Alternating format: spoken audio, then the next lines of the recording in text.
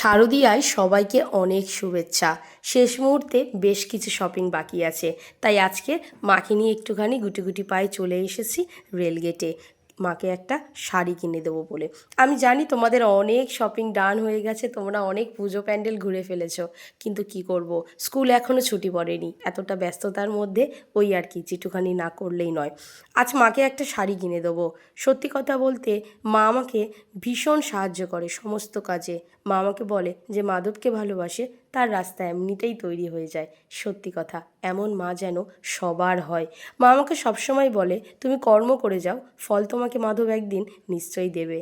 এই রকম মায়ের জন্য একটা স্পেশাল শাড়ি তো অবশ্যই দরকার।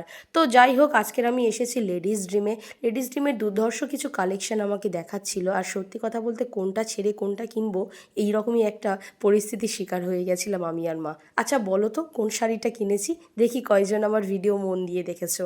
এখানকার শাড়ির কোয়ালিটি নিয়ে কোনো কথা হবে না, সত্যি খুব ভালো শাড়ি, তোমরা প্লিজ ভিজিট করো।